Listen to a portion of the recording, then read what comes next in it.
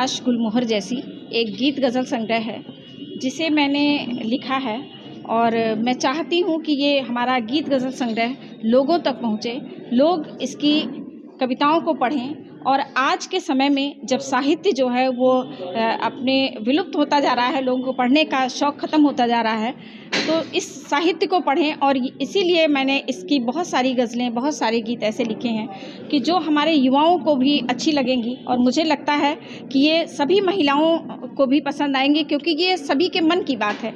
इसे जो लोग पढ़ेंगे और जब भी इसको गुनगुनाएंगे तो मुझे लगता है कि उनकी बात कहीं ना कहीं से ज़ुबान पर आएगी और लोगों तक जाएगी। अभी ये मेरा पहला संग्रह है, तो इसलिए इसको लेकर मैं बहुत उत्सुक हूँ, बहुत प्रसन्नता है मुझे और मैं चाहूँगी कि ये ज़्यादातर लोगों तक पहुँचे।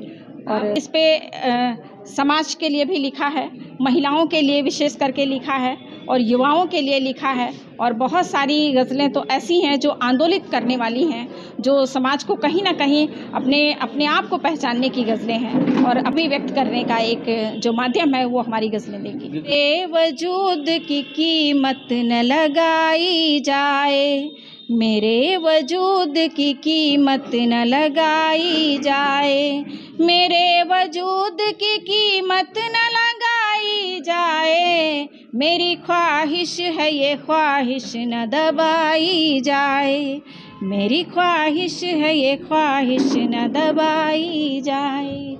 मैं ये कहना चाहूँगी कि इसको देखते हुए मेरी एक गज़ल है कि लड़नी है ये लड़ाई मुझे आर पार की, लड़नी है ये लड़ाई मुझे आर पार की, चिंता किए बगैर किसी जीत हार की, लड़नी है ये लड़ाई मुझे आर पार की। ये उससे रिलेटेड इसलिए है क्योंकि हम कहीं ना कहीं कमज़ोर पड़ रहे हैं, इसीलिए मुझे भावात्मक स्तर पर लोग कहीं ना कहीं ब्लैकमेल कर ले जा रहे हैं। तो मुझे झुकना नहीं है, मुझे दबना नहीं है, मुझे अपने शर्तों पर अपने शर्तों पर चलना है और वो उस शर्त पर चलना है जो आगे हमारे भविष्य के लिए सुरक्षित हो और हम उससे सुरक्षित रहें, हमारा भविष्य सुरक्षित रहे।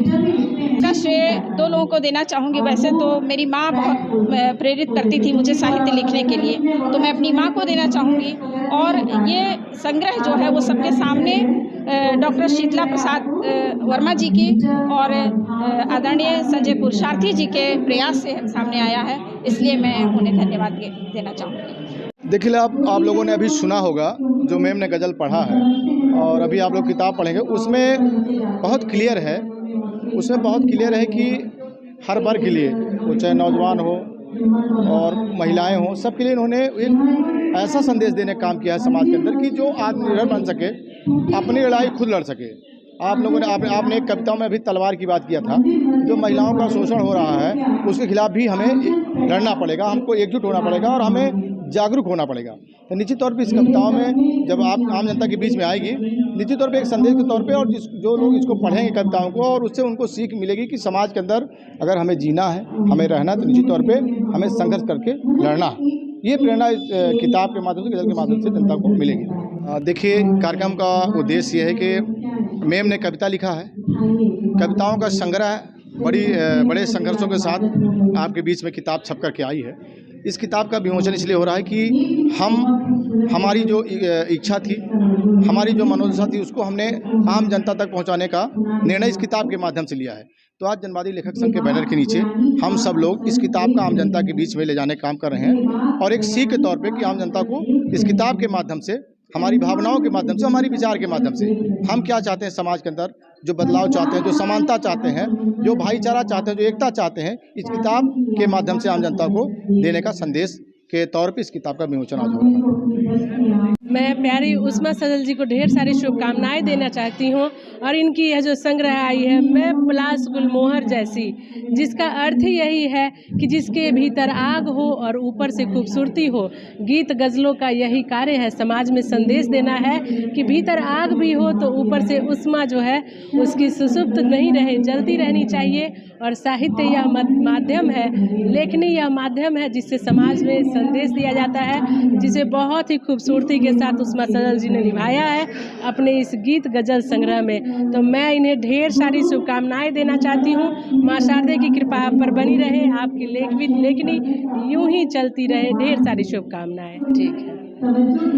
मैं नई पीढ़ी को यह संदेश देना चाहती हूँ कि हिंदी का हाथ थामे, हिंदी ही भारत में हिंद को ऊपर तक लेकर जाएगा। किसी भी देश का साहित्य ही उसकी पहचान होती है, आगे तक पहुंचने की प्रेरणा होती है। हर एक युवा से मैं आग्रह करूंगी कि अपनी जड़ों से जुड़े, अपने भारतीय सभ्यता, संस्कृति और साहित्य से जुड़े, क्योंकि इसी से देश का ऊपर जाना, उत्थान होना संभव है। और हर एक रचनाकार को जिसने यह कलम पकड़ी है, माँ शारदे का जिन्हें आशीर्वाद मिला है कलम के स्वरूप में, उनसे आग्रह रहेगा कि देश के युवा भविष्य आप सभी लेखन करें, पठन करें, 100 लिखें, 100 पढ़ें और आगे बढ़ें, साहित्य को आगे बढ़ाएं। जय हिंद, जय हिंदी।